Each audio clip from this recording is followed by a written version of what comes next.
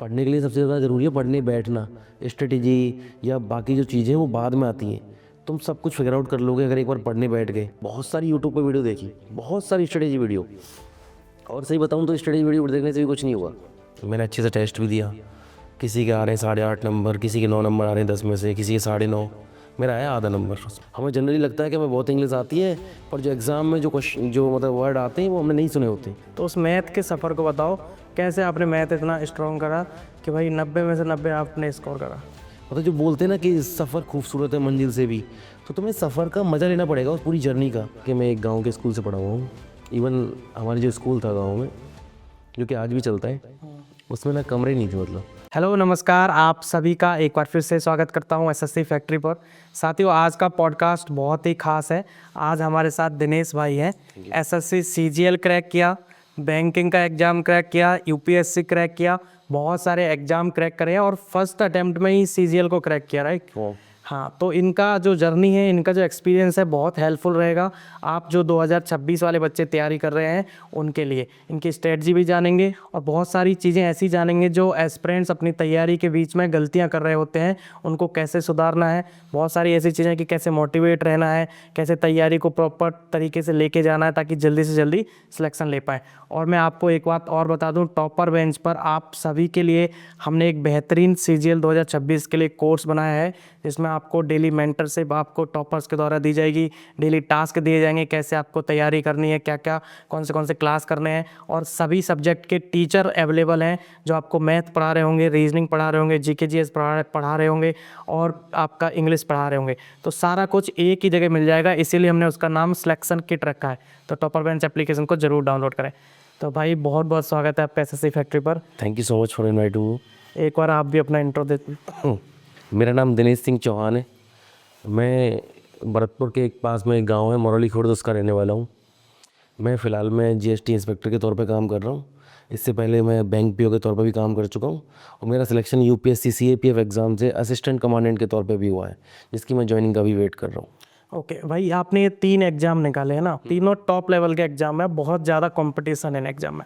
इनके अलावा आपने और कौन से एग्जाम दिए? आप मतलब ये 3 एग्जाम दिए, तीनों में सिलेक्शन हो गया, ऐसा रहा कि बहुत सारे एग्जाम में आप फेल भी हुए होंगे? तो पूरा एग्जाम को बताओ, कौन से एग्जाम दिए और इनका कैसे सिक्वेंस रहा, कब कौन से एग्जाम में सेलेक्ट हुए, सारा कुछ। एक्चुअली मैं शुरू से ही डिफेंस में जाने का मेरा बहुत शौक़ था, तो मैंने एनडीए का एग्ज़ाम दिया, उसमें रिटर्न में फेल हो गया। फिर मैंने फिर से एक बार एनडीए का एग्ज़ाम दिया, वो क्लियर हुआ, लेकिन एसएसबी इंटरव्यू में मेरा नहीं हो पाया। उसके बाद मैंने एफकेट एंड सीडीएस एग्ज़ाम को मल्टीपल टाइम क्रैक किया। उसके बाद मैं कई बार स्क्रीन आउट और कॉन्फ्रेंस आउट हो चुका हूँ। लेकिन फिर मैंने उसके बाद काफ़ी सारे एग्ज़ाम दिए, जैसे जो 12th के बाद हम XY ग्रुप के या नेवी के जो AA और SSR एंट्री जो होती थी उसके एग्ज़ाम भी दिए।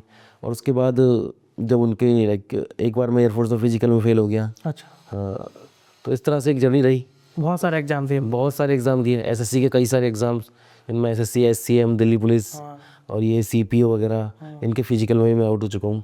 अच्छा। एंड तो पहली सफलता कब हासिल हुई आपको? पहली सफलता मुझे मेरे बैंक पीओ के एग्ज़ाम से हुई, जिसका रिजल्ट 1 अप्रैल 2023 को आया था। ओके, फिर बैंक पीओ में आपका हो गया, उसके बाद सीजीएल पे, फिर एसएससी पे फिर से क्या मूव करा आपने, मतलब उसके बारे में थोड़ा बताओ। एक्चुअली बैंक और एसएससी के एग्ज़ाम में साथ में ही दे रहा था। मेरी बैंक की ज्वाइनिंग थोड़ी लेट हुई अगस्त में, उससे पहले मेरा सीजीएल का प्रीलिम्स हो चुका था। फिर मैंने बैंक का जो अपना मतलब सीजीएल का जो मेंस था वो मैंने अपनी इसके साथ ही दिया बैंक की जॉब करते हुए। फिर मेरा सिलेक्शन जीएसटी इंस्पेक्टर के तौर पे हो गया, तो मैंने बैंक की जॉब कोई 3-4 महीने ही की थी। उसके बाद मैंने बैंक की जॉब को छोड़ दिया।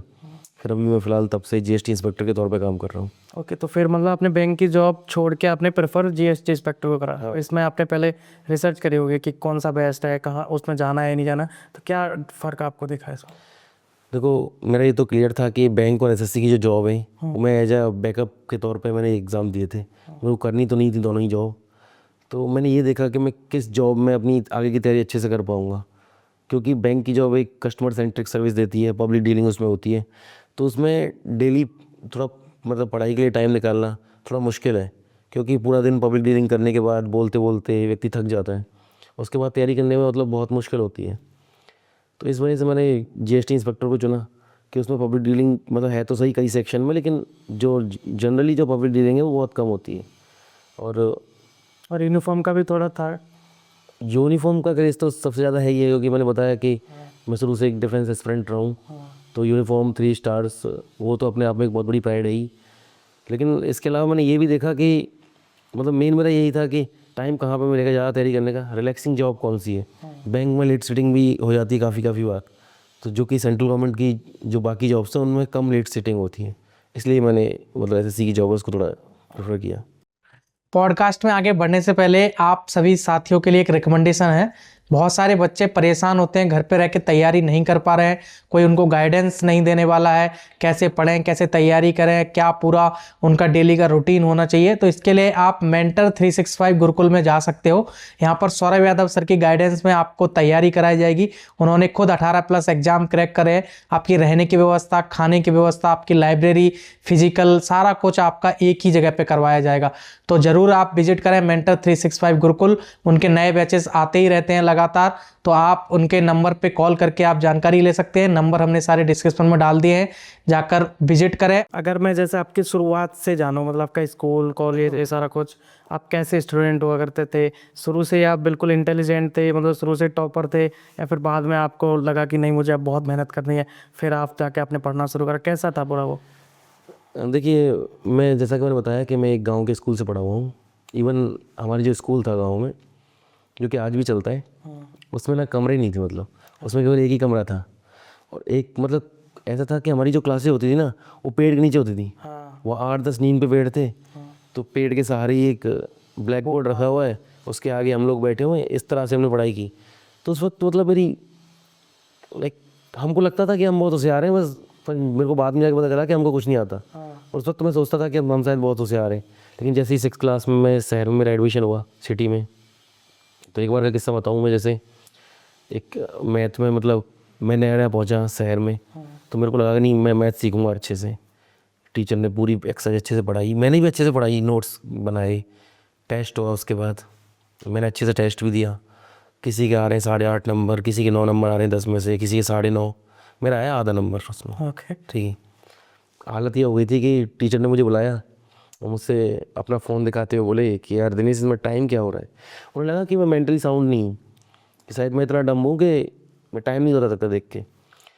फिर मैंने उनको बताया टाइम, फिर उनकी भी कोई गलती नहीं थी खैर उसमें। पर वो साल मतलब बहुत स्ट्रगल के रहे। मैं 6 क्लास और 7 क्लास में बहुत ज़्यादा मेहनत करी। मुझे अब तक याद है कि एक बार मैं अपने क्लासमेट से बोल रहा था कि यार मैथ के सर कितना काम देते हैं। मतलब होमवर्क करने में मेरे को 6-6, 7-7, 8-8 घंटे लगते थे। मतलब मेरे हिसाब से मुझे लगता था कि बहुत लेंदी काम है। मैं बोला अपने दोस्त से जाके कि यार सर इतना काम देते हैं, मेरा तो पूरा दिन निकल जाता है। मेरा दोस्त बोलता है अरे यार 15 मिनट में हो जाता है काम तो मेरे को ऐसा फील हुआ कि यार मैं तो कुछ ज़्यादा ही पीछे चल रहा हूँ। पर एक चीज़ थी, मैंने होमवर्क करना कभी बंद नहीं किया। मैं पूरा होमवर्क करता चाहे कितना भी टाइम लग जाए, पर उससे बहुत ज़्यादा फ़ायदा हुआ। मेरे मैथ के बेसिक्स क्लियर हो गए। एक्चुअली मैथ के जो मेन बेसिक्स है वो 6 और 7 क्लास के ज़्यादा है, क्योंकि ये 6 से लेके जो पढ़ने में एकदम सीरियस है। मतलब कोई 6 क्लास में 7 क्लास में सीरियस रहे तो आगे की पढ़ाई बहुत ईजी हो जाती है। तो वो तो 2 साल मेहनत करने की वजह से फिर तो मेरी मैथ इतनी स्मूथ हो गई कि 9, 10th, 11th, 12th engineering mathematics हमेशा 100 आउट ऑफ 100 मेरे मैथ में रहे। ओके। अभी जैसे इस एग्ज़ाम के सफ़र की बात करूँ मैं, तो जो शुरुआती दिन थे आपके तैयारी वाले, तो उस तैयारी वाले दिनों में क्या चैलेंजेस आपने फेस करे और उनको कैसे टैकल करा? देखिए, तैयारी वाले दिनों की सबसे बड़ी दिक्कत तो यही होती है कि हम जस्ट पास आउट हो जाते हैं कॉलेज से। उस वक्त सबसे बड़ा चैलेंज तो होता है सर्वाइवल का। भले ही वो इतनी बड़ी बात नहीं होती, मैं तो अभी भी स्टूडेंट से बोलता हूँ कि तुम खुद को ज़्यादा सीरियस लेना बंद करो, लेकिन उस वक्त लेते हम बहुत ज़्यादा हैं। हमें लगता है कि यार क्या होगा क्या मेरा, कि मतलब मैं क्या करूँगा लाइफ में, कोई जॉब नहीं लगने पा रही। और सही बताऊँ तो घर वाले भी एक लाइबिलिटी की तरह देखने लगते हैं। फिर लगातार हम घर पर बैठे हुए हैं, तो घर वाले भी बोलते हैं कि यार कुछ तो कर। सही बात। कई लोग के घर वाले नहीं बोल रहे होते, लेकिन आंखों में दिख रहा होता है उनकी में कि उनकी भी कुछ उम्मीदें हैं, वो चाहते हैं कि यार ये कुछ करे। मतलब मेन इशू तो सर्वाइवल का ही होता है। घर से आप जब तक कॉलेज में होते हो तो मंथली पैसे मिल जाते हैं टाइम से, जैसे तैसे घर वाले भेजते हैं। चलो, घर वालों के एक्सपेक्टेशन नहीं होते ना कि अब कॉलेज करने के बाद फिर जॉब करेगा सीधा। कॉलेज में उनको ये लगता है कि अब तो भाई तेरी बारी आ गई कमाने की। सही बात है। और जो बच्चे हैं वो सरकारी नौकरी की तरह में लग गए। सरकारी नौकरी का तो ये है कि उसका कुछ पता नहीं कब जाके निकलेगी, चाहे कितना भी कोई होशियार हो। मैं तो ये मानता हूँ कि सरकारी नौकरी कोई भरोसा नहीं है कब जाके निकले। तो यही चैलेंज रहता है, मुझे लगता है सर्वाइवल का सबसे बड़ा चैलेंज है। और जैसे स्ट्रेटेजी वाइज आपका जैसे टीचर को लेकर कुछ शुरुआती दिनों में होता है ना कि गलत गाइडेंस में आपने किसी से पढ़ रहे हो या फिर कोई किताब ऐसे पढ़ रहे हो, बाद में पता चला हो कि भाई ये तो इतना इंपॉर्टेंट नहीं था, ये गलत मतलब ऐसा कुछ कर लिया हो, फिर बाद में आपने अपनी स्ट्रेटजी चेंज करी, तो वो शुरुआती दिनों में एक कन्फ्यूजन होता है एस्पिरेंट के, वो भटकाव में होता है, सैकड़ों टेलीग्राम चैनल ज्वाइन कर लेगा, दुनिया भर के टॉपर्स के स्ट्रेटजी और ये सब। तो उस फेज़ को थोड़ा बताओ कि आपने क्या गलतियाँ करी और तो बच्चे भी आपको देख रहे हैं, उनको कैसे उस फेज़ से निकलना है। देखो, सबसे पहले तो हम अगर किसी भी एग्ज़ाम की तैयारी करते हैं ना, तो कोई भी बच्चा, जैसे मैं भी था, जब मैं एसएससी या बैंक की तैयारी करने लगा, मैं बिल्कुल नया था इस फील्ड में, मेरे को सही में ये नहीं पता था कि यार मुझे ऑफलाइन तैयारी करूँ क्या ऑनलाइन तैयारी करूँ, क्वेश्चन कहाँ से लगाने चाहिए। इसमें ऐसे बैंक की तैयारी, बैंक में पजल के क्वेश्चन होते हैं, सेटिंग अरेंजमेंट के क्वेश्चन होते हैं। मैं कहता है इतने लंबे लंबे क्वेश्चन मतलब कहाँ से करूँ सॉल्व, बाकी लोग बहुत अच्छे से कर पा रहे हैं, इन्होंने शुरुआत कहाँ से की। आप किसी से पूछते हो, कोई कुछ अलग बताता है, कोई कुछ अलग, कोई मतलब आपको एकदम ढंग से नहीं बता के दे सकता कि यार कैसे तैयारी की जाए। मेरा तो ये रहा कि मैंने बहुत सारी यूट्यूब पर वीडियो देखी, बहुत सारी स्ट्रेटेजी वीडियो, और सही बताऊँ तो स्टडी वीडियो देखने से भी कुछ नहीं हुआ। मैं लगातार करते गया, टीचर्स को देखते गया, यूट्यूब पे बहुत सारे टीचर्स से सीखता चीज़ों को, और देखते देखते मैंने खुद की स्ट्रेटेजी बनाई। मैं भी तुमसे यही कहता हूँ कि यार कोई भी अगर तैयारी कर रहा है ना, तो खुद की स्ट्रेटेजी तुम खुद ही बनाओगे। तुम ज़्यादा से ज़्यादा नॉलेज के लो, बहुत सारे लोगों से बात करो, किसी एक की बात भरोसा मत करो, लेकिन तुम बहुत सारे लोगों से बातें करो, जितने लोगों से पूछ सकते हो स्ट्रेटेजी पूछो, उनका तैयारी करने का क्या तरीका है। लेकिन तुम लोग के लिए सही तरीका क्या है वो तुम ही डिसाइड कर सकते हो। वो कैसे, या तुम उन जब बहुत सारे लोगों से बातें करके उनके तरीक़ों को फॉलो करोगे तो पता चलेगा कि तुम्हारे लिए क्या बेस्ट, और तुम्हारे लिए बेस्ट जो रिजल्ट है वो किस तरीके से मिल रहे हैं। इस तरह खुद की स्ट्रेटेजी तुम खुद ही बना पाओगे। मैंने तो हमेशा यही बनाया है, और मैं मानता हूँ कि किसी भी एग्ज़ाम को निकालने के लिए सबसे पहले उसकी स्ट्रेटेजी बनाना बहुत ज़रूरी है। सही। अगर हम अंधे पढ़ते जाएंगे तो जिस लेवल का कंपटीशन है, मुझे नहीं लगता कि उस तरह से हो पाएगा सिलेक्शन। और ये बात मैं भी कहता हूँ सभी एस्पिरेंट से कि आप जैसे लगातार आप टॉपर्स के इंटरव्यूज़ आ रहे हैं, तो आपको सारे इंटरव्यूज़ नहीं देखना है, आपने 2 देखे, 4 देखे, 5 देखे, अब उसमें आप देखो कि कॉमन क्या ऐसी चीज़ें हैं जो सभी ने करी हैं, उनको आप नोट डाउन करो। फिर आपको क्या मतलब, जैसे हो सकता है बहुत सारे बच्चों के लिए लाइब्रेरी ना हो, लेकिन टॉपर बता रहे हैं कि लाइब्रेरी बेस्ट है, तो आप देखो कि आप घर पे कैसे उसको लाइब्रेरी वाला माहौल बना सकते हो। और बाकी जो स्ट्रेटजी है उसे रेफरेंस लेना, बिल्कुल कॉपी पेस्ट नहीं करना, और अपनी एक अच्छे से स्टडी बना के फिर उसको फॉलो करना है। आप यही कहना चाह रहे हो? मैं बिल्कुल यही कहना चाह रहा हूँ। इवन मैं तो ये कहना चाह रहा हूँ, किसी भी एग्ज़ाम को निकालना है दुनिया के, सबसे पहला स्टेप है उसका सिलेबस देखो, कहीं से भी निकाल के, या अगर तुम नोटिफिकेशन में सिलेबस देख सकते हो, नोटिफिकेशन में से देख लो। अगर तुम नोटिफिकेशन से नहीं देख पा रहे तो बहुत सारे टीचर हैं जो सिलेबस का वीडियो बनाते हैं यूट्यूब पे, वहाँ से लिख लो अपनी कॉपी में। सबसे पहले सिलेबस देखो। सेकंड स्टेप है कि तुम ये डिफाइन करो कि उस सिलेबस जो है ना, उसको किन सोर्सेस तुम पढ़ोगे। सिलेबस का जो हर पार्ट है ना, तुम्हारे क्लियर होना चाहिए दिमाग में कि यार इसको मुझे यहाँ से पढ़ना है। मतलब मैं ये नहीं कह रहा कि तुम पूरा सिलेबस का पहले ही डिसाइड कर लो, लेकिन डिसाइड करके ही पढ़ो कि ये सिलेबस का ये पार्ट मैं यहाँ से पढ़ूंगा और इतना ही पढ़ूंगा। क्योंकि रिसोर्सेज ज़्यादा होना भी एक अपने आप में तकलीफ है। तुमको पहले पता होना चाहिए कि ये टॉपिक ना मुझे यहाँ से पढ़ना है, इस यूट्यूब वीडियो से पढ़ना है, या ये क्वेश्चन करना है, या इस टीचर से पढ़ना है। तुम अच्छे से डिफाइन करो उसको। तो उसके बाद थर्ड जो स्टेप है, पूरे सिलेबस को जल्दी से ख़त्म करो। फोर्थ स्टेप ये है कि मॉक लगाओ, और फिफ्थ स्टेप में एग्ज़ाम अपने आप तुम्हारा निकल जाएगा, मैं गारंटी दे रहा हूँ।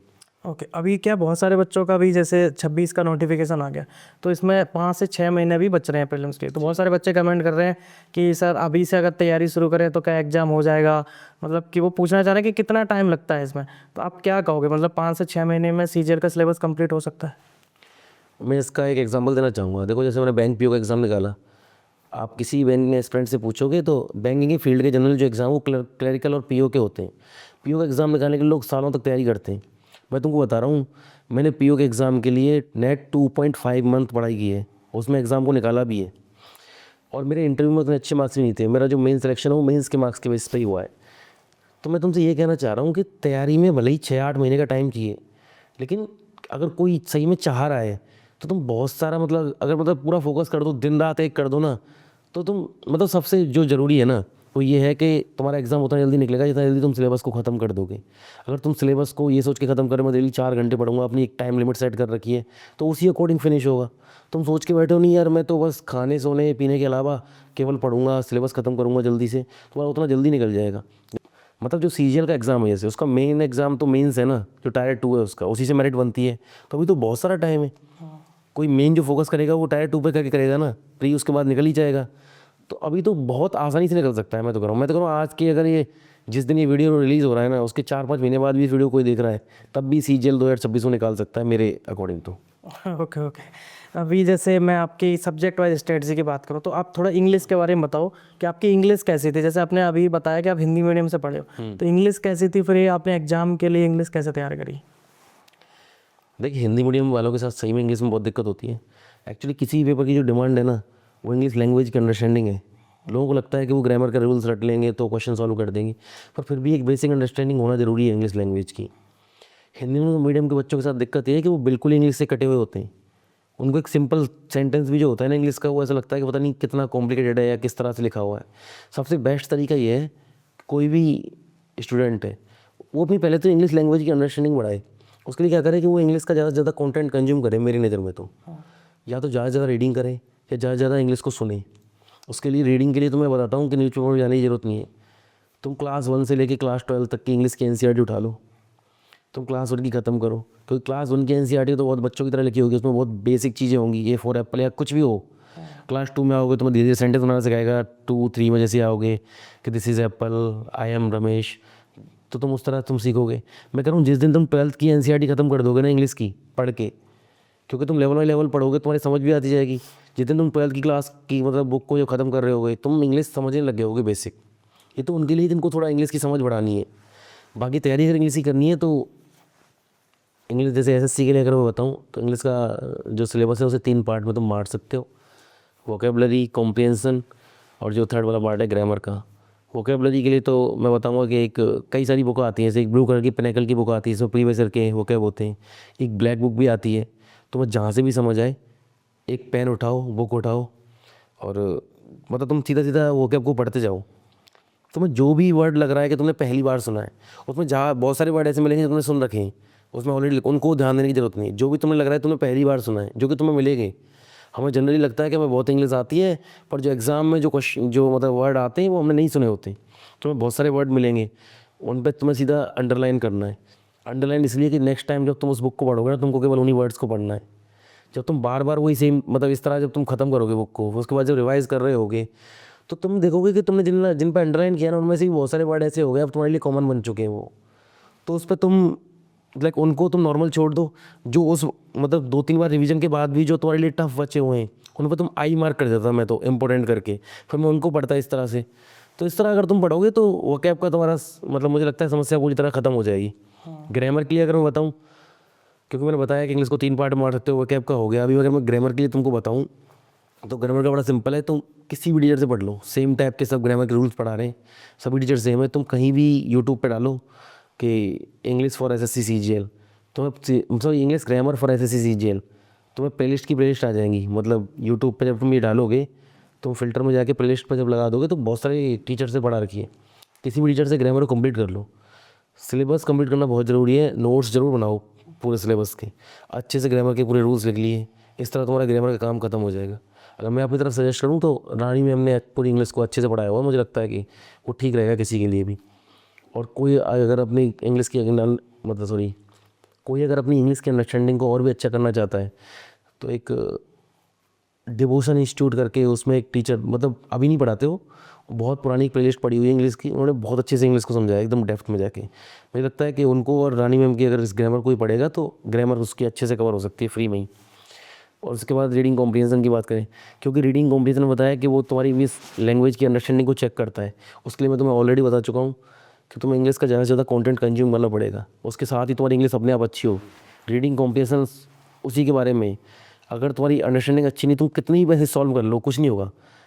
खैर जब तुम पैसे सॉल्व कर रहे हो तब भी तुम अपनी अंडरस्टैंडिंग को बढ़ा रहे हो, तुम लगातार पढ़ रहे हो इंग्लिश को। वही मैंने तुमसे बोला कि तुम इंग्लिश की अगर एनसीईआरटीज़ को पढ़ लोगे तो वो ज़्यादा अच्छा रहेगा। तो इस तरह से मैंने दोनों चीज़ों को बता दिया कि इंग्लिश अच्छी किस तरह करनी है, इंग्लिश का सिलेबस किस तरह ख़त्म करना है। ओके। अभी जैसे मैं आपके मैथ की बात करूँ, जैसे आपने बताया कि आपका आधा नंबर आया था, वहाँ से लेकर आपके मेंस में 90 आउट ऑफ 90 आप लेकर आए, तो उस मैथ के सफ़र को बताओ, कैसे आपने मैथ इतना स्ट्रॉन्ग करा कि भाई 90 में से 90 आपने स्कोर करा?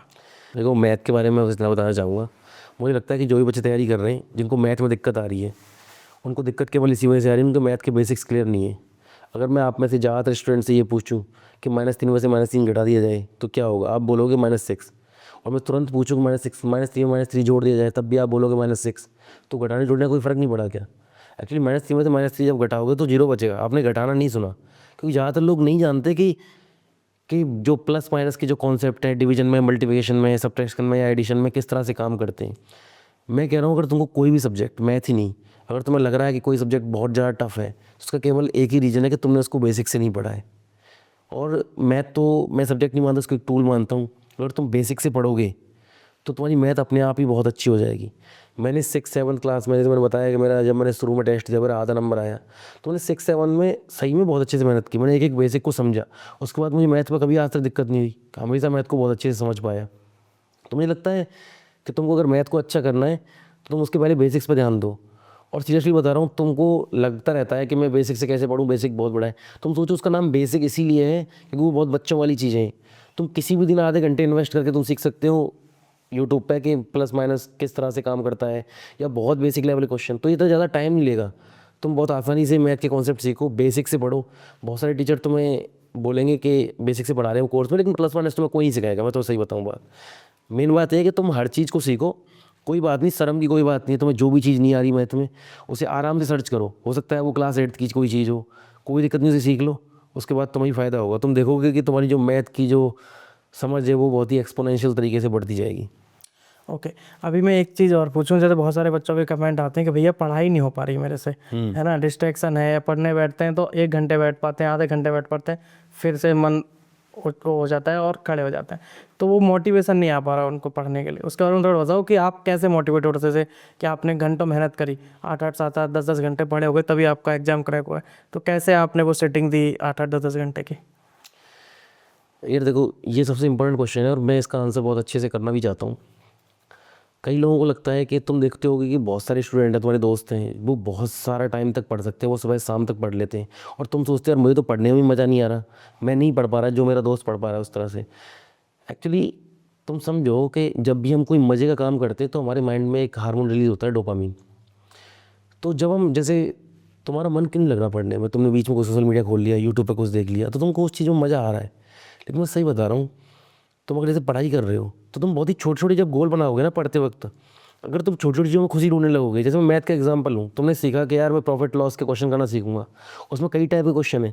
जब तुम पढ़ते जाओगे लगातार तो तुम उस चीज़ में अगर खुशी ढूंढोगे, जैसे तुमने यार ये टाइप की एक्सरसाइज करना सीख लिया, इस टाइप का क्वेश्चन करना सीख लिया, आज तुमने मॉक दिया और तुम्हारे बहुत अच्छे नंबर आ गए, मैं तुमको बता रहा हूँ सेम टाइप का डोपामिन तुम्हारे तब भी रिलीज़ होगा और तुम्हें खुद ही पढ़ने में मज़ा आने लग जाएगा। तुम्हें कोई मोटिवेशन नहीं पढ़ा सकता, तुमको छोटे छोटे गोल बना के उनको अकम्प्लिश करने का मज़ा ही लेना पड़ेगा।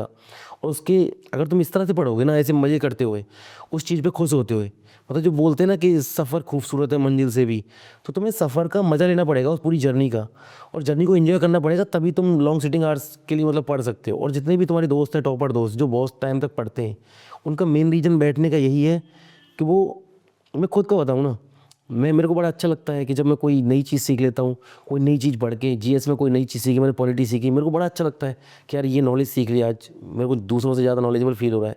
तो वो जो डोपामीन रस आया ना, अगर वो मेरे को मिल रहा है तो मैं फिर कोशिश करूँगा ना मैं और ज़्यादा पढ़ लूँ। मेरे को पढ़ना उतना मतलब अखरेगा नहीं, मैं ईजिली पढ़ने बैठ पाऊँगा। ओके अभी जैसे मैं आपका, जब आप सीरियस तैयारी कर रहे थे तो उस फेज़ के बारे में थोड़ा बताओ, कैसे आपने पूरा रूटीन बनाया था, कैसे टाइम को डिवाइड करा? जैसे ये बहुत सारी दिक्कत आती है टाइम मैनेजमेंट की, चारों सब्जेक्ट को एक साथ कैसे लेके चलें, कब रिवीजन करना है पूरे वीक का, जैसे बहुत से बच्चे 5 दिन लगातार पढ़ते हैं, फिर सैटरडे संडे अपना रिवीजन करते हैं, मॉक टेस्ट लगाते हैं, आपका पूरा कैसे था वो रूटीन? और लेकिन मैं पहले ये पूछना चाहूँगा कि मुझे किस एग्ज़ाम के बारे में बताना है? SSC CGL। ओके, अगर एसएससी सीजीएल के लिए अपने टाइम मैनेजमेंट को बताऊँ, मैं ये मानता हूँ कि हमें पहले सिलेबस ख़त्म करना चाहिए, लेकिन सिलेबस को भी किस सब्जेक्ट का पहले करना है ख़त्म। तो मैं मानता हूँ एसएससी के जैसे 4 सब्जेक्ट हैं तो हम 2-2 सब्जेक्ट में ले सकते हैं। मुझे लगता है कि इंग्लिश और मैथ का सिलेबस मतलब साथ में ख़त्म करना चाहिए। साथ में ख़त्म करने का मतलब है कि पहले हमें इंग्लिश और मैथ का सिलेबस ख़त्म करना है, और जब वो ख़त्म हो जाए उसके बाद इंग्लिश और मैथ की करनी है केवल प्रैक्टिस, और जीएस और रीजनिंग का सिलेबस ख़त्म करना है। तुम इस तरह से कर सकते हो, तुम आधे टाइम इंग्लिश पढ़ सकते हो, आधे टाइम मैथ। इंग्लिश और मैथ को मैं पहले करने का इसलिए बोलता हूँ कि दोनों में तुम्हें नोट्स बनाने पड़ेंगे, दोनों में तुम्हें ग्रामर के नोट्स बनाने, उसमें पूरे मैथ के फॉर्मूले और वो जो भी जिस तरह से भी टीचर करवाते हैं उस तरह तुम्हें नोट्स बनाने पड़ेंगे। तो तुम पहले, मैं बोलता हूँ कि इंग्लिश और मैथ को सिलेबस को ख़त्म करो, पढ़ो इस तरह से। तुम किसी भी तरह डिसाइड कर लो कि तुम 4 घंटे मैथ को पढ़ोगे, 4 घंटे इंग्लिश को पढ़ोगे। सुबह कितने बजे जागना है वो तुम अपने हिसाब से डिसाइड करो। मुझे नहीं लगता कि जल्दी जागना है या लेट सोना है, मतलब वो पर्सनल प्रेफरेंस के ऊपर होता है। तुम्हें कब पढ़ना है तो अपने हिसाब से डिसाइड करो, कितने घंटे पढ़ना है किस सब्जेक्ट को वो अपने हिसाब से डिसाइड करो। लेकिन मैं ये बता सकता हूँ कि तुम पहले ही मैथ और इंग्लिश का सिलेबस ख़त्म करो, उसके बाद रीजनिंग और जीएस का सिलेबस ख़त्म करो। और जब मैथ और रीजनिंग का मैथ और इंग्लिश का सिलेबस जब तुम्हारा ख़त्म हो जाए तो साथ में तुम उसके मॉक दो, सेक्शनल जो मॉक होते हैं, प्रैक्टिस करो क्वेश्चंस की, ग्रामर के क्वेश्चंस की, वोकैब को रिवाइज करो या मैथ के क्वेश्चंस को सॉल्व करो। तो उसके साथ में जीएस और अपने रीजनिंग का सिलेबस भी साथ में ख़त्म कर सकते हो। ओके अभी मैं जैसे कुछ गलतियों की बात करूँ, जैसे आपने ये बता दिया कि क्या करना है और कैसे करना है, लेकिन अगर ये भी चीज़ है कि क्या नहीं करना है, कौन सी चीज़ों से बचना है बच्चों को, तो अगर मैं कुछ ऐसी 3-4 गलतियों की बात करूँ जो बहुत सारे बच्चे कर रहे होते हैं, जैसे अभी आपको बहुत सारे बच्चे डीएम करते होंगे, आप भी सोशल मीडिया पे एक्टिव हो, बहुत सारे बच्चों को गाइड करते हो, तो बहुत सारे बच्चे पूछते भी होंगे आपको, तो आप ऑब्जर्व कर रहे हो कि बच्चे ये गलतियाँ कर रहे होते हैं, और आपके फेस में भी आपने ऑब्जर्व करा होगा कि भाई मेरे से ये गलतियाँ हुई, अगर मैं नहीं करता तो और अच्छा बेटर कर सकता था। हालांकि आपने तो बहुत अच्छा ही करा है और पहले अटेम्प्ट में आपने सीजीएल क्रैक करा, फिर भी क्या ऐसी गलतियाँ बताना चाहोगे जिनको अवॉइड करना चाहिए? अगर मैं गलती की बात करूं कि बच्चे जो ज़्यादातर क्या गलती करते हैं, सबसे पहली बात तो जैसा कि मैंने बताया, किसी भी एग्ज़ाम की तैयारी करनी है उसके सोर्स डिफाइन कर लो कि कहाँ से पढ़ाई करनी है। सोर्स डिफाइन करने का मतलब ये है कि तुमको ये नहीं कि तुमने कहीं और से पढ़ा फिर दूसरा कोई टीचर बदल दिया। तुम शुरू में 3-4 टीचर देख लो किसी भी सब्जेक्ट के, पढ़ के देख लो, जिससे भी तुम्हारी ट्यूनिंग बैठ रही है उससे पूरा सिलेबस खत्म करो। और मैं बता रहा हूँ कि हर टीचर बराबर का कैपेबल है। तुम किसी से भी अपना सिलेबस ख़त्म करोगे, मुझे लगता है कि सारे टीचर बराबर मतलब एक जैसा ही पढ़ाते हैं ऑलमोस्ट, क्योंकि सारे टीचर्स के पास बहुत सारे स्टूडेंट हैं, तो कुछ ना कुछ बात सभी के अंदर है। तो पहली गलती तो ये है कि बार बार सोर्स को चेंज मत करो अपने को। दूसरी गलती है तुम थोड़ा खुद को सीरियस लेना बंद करो। ज़्यादा इतना सीरियस होने की ज़रूरत नहीं है अपनी जर्नी में, क्योंकि गवर्नमेंट जॉब जो तुम कितना भी सीरियस हो लो उसका एक टाइम है, नोटिफिकेशन आएगा, तुम एग्ज़ाम की तैयारी करोगे, उसके हिसाब से ही निकलेगा वो। तो क्योंकि ये जर्नी बहुत ज़्यादा पेशेंस मांगती है, तो तुम थोड़ा सा खुश रहने की कोशिश करो। मैं तो यही बोलूँगा, तुम जितना ज़्यादा फ्रस्ट्रेटेड रहोगे तुम्हारे उतने ज़्यादा अटेम्प्ट बढ़ते जाएंगे, मैं बता रहा हूँ। क्योंकि तुम अपना 100% तभी दे पाओगे जब तुम थोड़ा चिल रहोगे और खुद को थोड़ा कम सीरियस लोगे, जो गलती बहुत ज़्यादा स्टूडेंट करते हैं। तीसरा ये, तो मान लिया पीछे तुमसे कोई गलती हो गई है तो तुम इतना रोने की ज़रूरत नहीं कि मतलब उस पर पछतावा करने की ज़रूरत नहीं है कि तुमने बोला कि मैंने एक टीचर का कोर्स ले लिया सर, मेरे से तो गलती हो गई, मेरे अब समझ नहीं आ रहा और मैंने पूरा टाइम ही वेस्ट कर दिया उसके चक्कर में। कोई बात नहीं, पछतावा करने से अब तुम आगे तो बढ़ नहीं जाओगे, और हर गलती तुमको कुछ ना कुछ सिखा के गई है। तो मुझे लगता है कि चीज़ों से जल्दी आगे बढ़ना चाहिए। और वैसे भी पुरानी गलतियों पर पछतावा, मतलब मुझे लगता है कि पुरानी गलतियों पर पछताना एक मर्द का काम तो नहीं है। तो मतलब जो गलतियाँ हो गई वो हो गई, उससे मिट्टी डालो, आगे का उसमें मिट्टी डालो, वो सब में ज़्यादा टाइम वेस्ट मत करो। और तीसरा ये भाई, जो चौथी गलती जो मैं मानता हूँ मोस्टली स्टूडेंट कर रहे हैं, मैं कहूँगा देखो, बेस्ट तो मुझे लगता है कि कोई रिलेशनशिप में है या नहीं है उससे कोई फ़र्क नहीं पड़ता अगर सब कुछ सही चल रहा है। पर जनरली रिलेशनशिप रखना तैयारी के साथ में वो आपकी एक्स्ट्रा एनर्जी कंज्यूम करता है, आपको टाइम तो देना ही पड़ता है चाहे किस तरह का रिलेशनशिप हो। तो आप थोड़ा सा अगर तैयारी कर रहे हैं तो थोड़ा इन सब चीज़ों को अवॉइड ही करें और पूरी फोकस होकर तैयारी करें।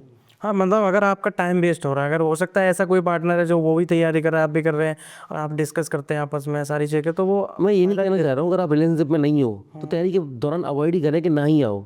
ये नहीं कि आप किसी कोचिंग में जा रहे हो, आपको कोई लड़की अच्छी लगी, आप दोनों साथ में चाय पीने लग गए, अवॉइड ही करो कि जरूरत ही नहीं है ना। अब जब सिलेक्शन हो जाएगा आपको बहुत सारे अच्छे मौके मिलेंगे और आप उसका राइट सेट करो अपना, क्या पहले ज़रूरत है, लड़की ज़रूरी है कि नौकरी ज़रूरी है? दोनों ही ज़रूरी है, फिर मुझे ऐसा लगता है। ओके, चलिए अभी जैसे इंटरव्यू के आखिर में आपको लगता है कि कुछ चीज़ें छूट गई हैं या फिर कुछ और आप बताना चाहो? हाँ, इंटरव्यू ख़त्म होने से पहले मैं पूछना चाहता हूँ कि एग्जाम प्रेशर के बारे में।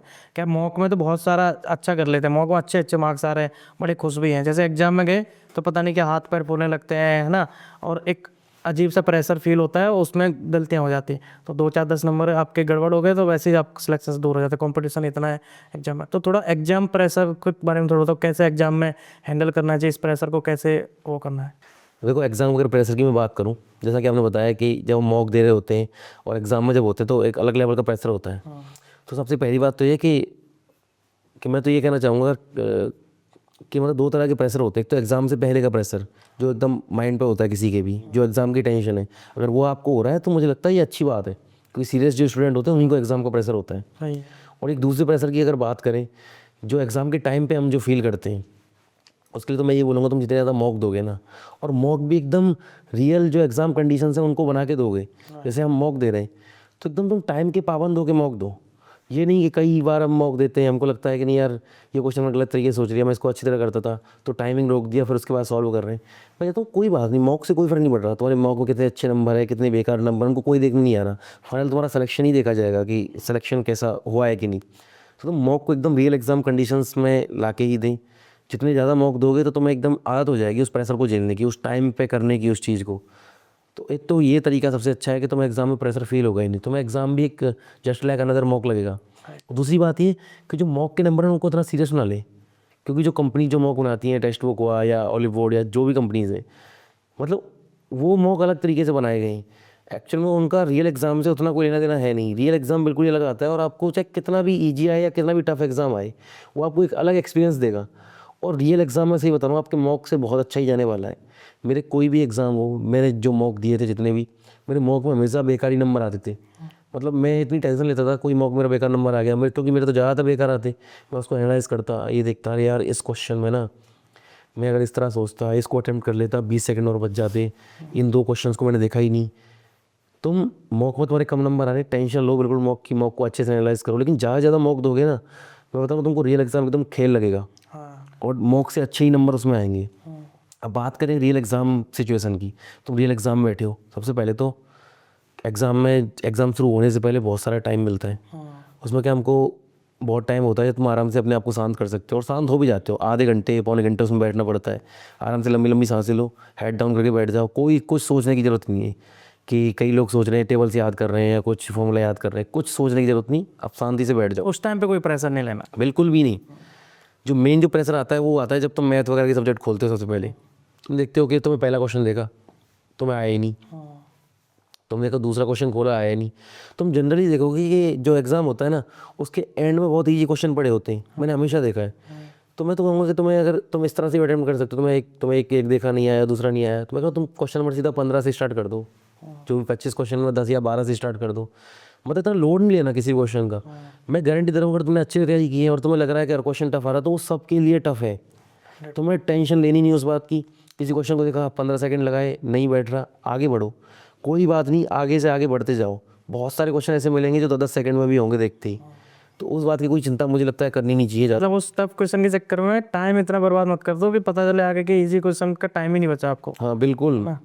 तो यही मैं तरीका बताऊँ एग्जाम प्रेशर को हैंडल कर लेंगे। ओके, चलिए अभी क्या बोलना चाहोगे आखिर में? 2025 वाले देख रहे हैं, आपसे मोटिवेशन ले रहे होंगे कि भैया ने इतने सारे एग्जाम क्रैक करे हैं, है ना, और इतनी जल्दी जल्दी एग्जाम क्रैक कर दिए, तो उनको आखिर में क्या आपके मैसेज का संदेश होंगे जो अभी आपसे मोटिवेट हो रहे हैं, आपकी स्ट्रेटजी को फॉलो करेंगे, आपकी चीज़ें सुन रहे हैं?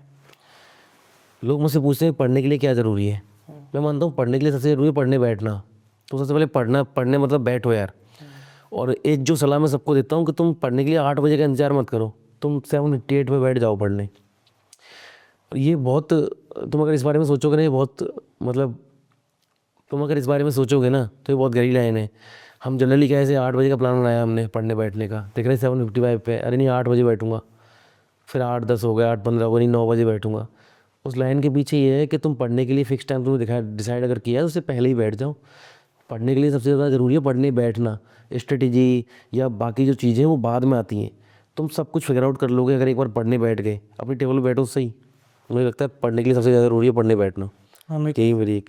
ओके दिनेश भाई, बहुत अच्छा लगा आपसे बात करके and thank you so much, आप अपना कीमती समय निकाल कर आए। हाँ साथियों, दिनेश भाई की जर्नी से बहुत कुछ आपने सीखा होगा, बहुत सारी चीज़ें ऐसी बताई जो आपके एग्जाम में हेल्प करेंगी। और आखिर में फिर से मैं बताना चाहूँगा टॉपर बेंच के बारे में, जो हमारा नया इनिशिएटिव है, आप उससे जुड़कर अपनी तैयारी को बहुत शानदार बना सकते हो, बहुत जल्दी तैयारी कर सकते हैं। क्योंकि ये जो सारी बातें हैं और ये जो हमारा अनुभव है पिछले कुछ सालों का, टॉपर्स के साथ रहने का, उनसे बात करने का, और इतने सारे टॉपर्स के इंटरव्यूज़ करे हैं, तो उन सब से हमने जो सीखा उसको हमने इस कोर्स को उसी हिसाब से हमने डिज़ाइन करा है, ताकि आपका जल्दी जल्दी सिलेबस हो, ज़्यादा टाइम बर्बाद ना हो, अच्छे से आप एग्जाम में परफॉर्म करें। टॉपर बेंच एप्लीकेशन को जरूर डाउनलोड कर लें। यहाँ तक वीडियो देखने के लिए बहुत बहुत धन्यवाद।